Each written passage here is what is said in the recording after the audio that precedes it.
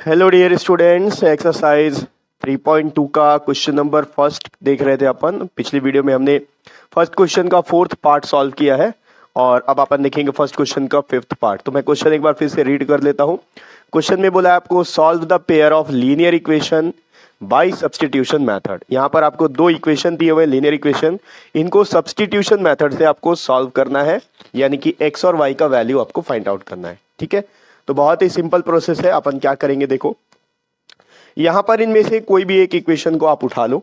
ठीक है, मान लो ये इक्वेशन नंबर फर्स्ट है और ये इक्वेशन नंबर सेकंड है।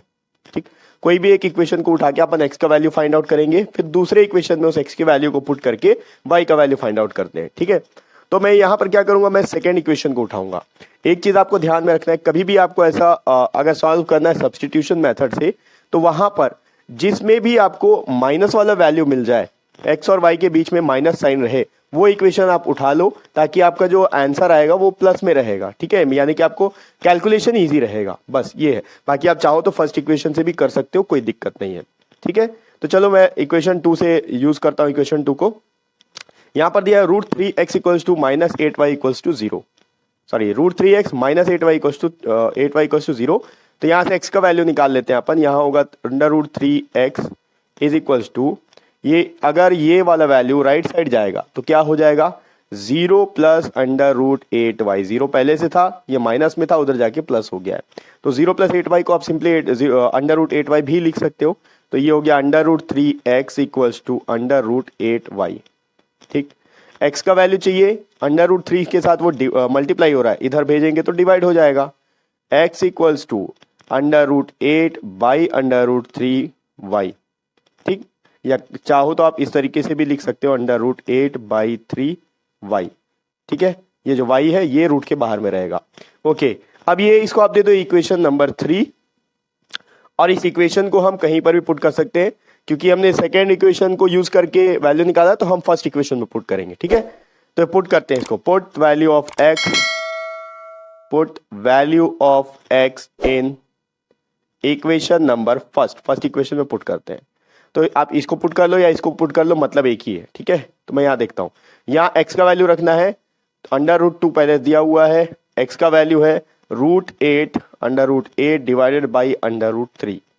ठीक है, प्लस यहां पर है 3 के साथ में यहाँ y भी है, सॉरी y, फिर यहां पर आएगा √3y इज इक्वल्स टू 0।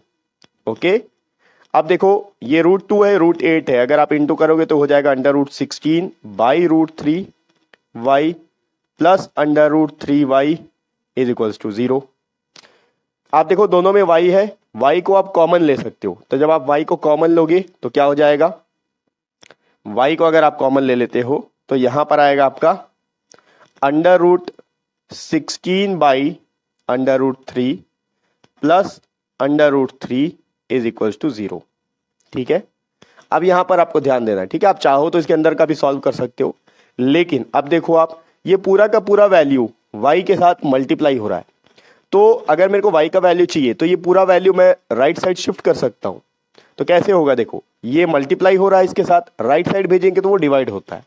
तो ये हो जाएगा y इज इक्वल्स टू, यहां क्योंकि सिर्फ 0 है तो 0 डिवाइडेड बाई, ये पूरा वैल्यू इधर चला गया राइट साइड, तो डिवाइड होगा √16 बाई √3 प्लस √3। ठीक है, ये एक साथ यहां पर मैंने भेज दिया है।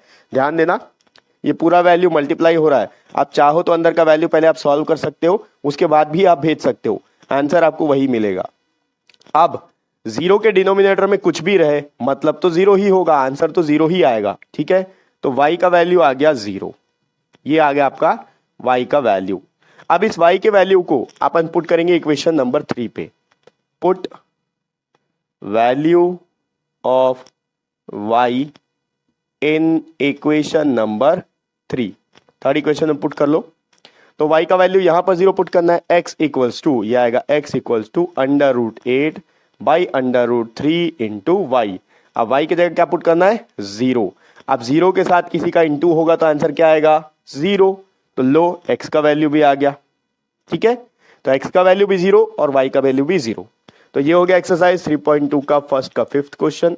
नेक्स्ट वीडियो में अपन इसका अगला पार्ट देखेंगे और नेक्स्ट वीडियो का लिंक आपको इसी वीडियो के डिस्क्रिप्शन बॉक्स में मिल जाएगा।